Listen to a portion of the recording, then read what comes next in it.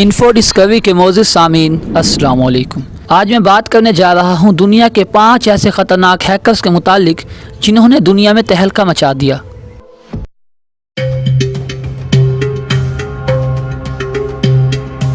Number 5، جنسن James. جنسن James نے ایک ایسا وائرس تیار کیا تھا جو کسی بھی کمپیوٹر میں گھس کر اس کی لاگ ان ڈیٹیلز تک پہنچ جاتا تھا۔ اس وائرس کی مدد سے جنسن نے 50 لاکھ کمپیوٹرز تک رسائی حاصل کر لی اور اسے ان نون ہیکرز تک پہنچا دیا۔ اس کے بعد اس نے کئی ویب سائٹس کو بھی ہیک کر لیا اور ان کے اونرز سے بہت سے پیسوں کی مانگ کی۔ جنسن کو ڈھونڈنے کے لیے FBI نے سرچ آپریشن شروع کیا اور 2005 میں اسے پکڑ لیا گیا، جس کے بعد اسے 5 سال قید کی سزا سنائی گئی۔ Number 4، Jonathan James. Jonathan James نے محض 15 سال کی عمر میں US گورنمنٹ کے تمام ڈیٹا بیس تک رسائی حاصل کر لی تھی، یہاں تک کہ اس نے ناسا کے بھی تمام کمپیوٹرز کو ہیک کر لیا تھا، جس کی مالیت تقریباً $17 ملین تھی۔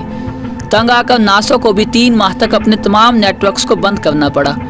آخرکار 2007 میں جوناتھن جیمز کو پکڑ لیا گیا اور 2008 میں جوناتھن جیمز نے خودکشی کر لی۔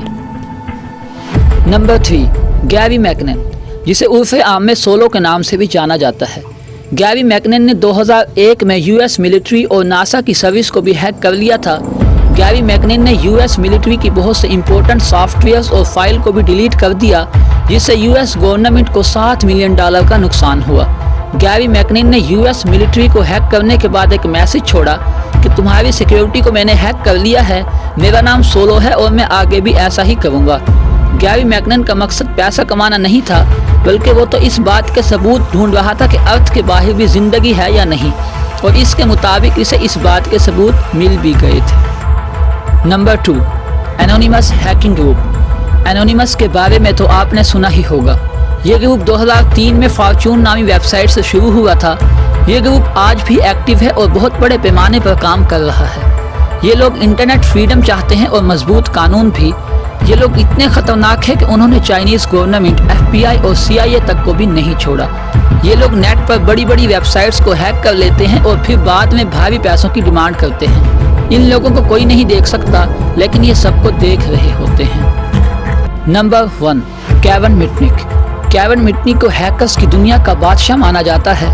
کیون مٹنک نے محض 15 سال کی عمر میں ہی لاس اینجلس کی بس سروس کو ہیک کر لیا تھا۔